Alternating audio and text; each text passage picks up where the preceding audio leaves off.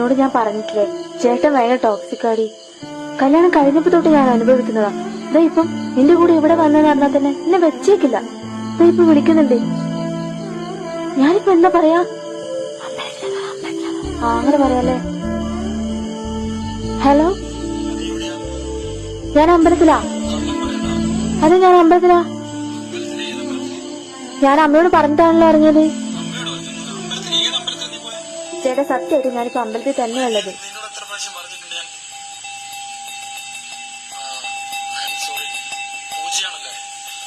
പൂജ കഴിഞ്ഞിട്ട് വേഗം വീട്ടിലുണ്ടോ?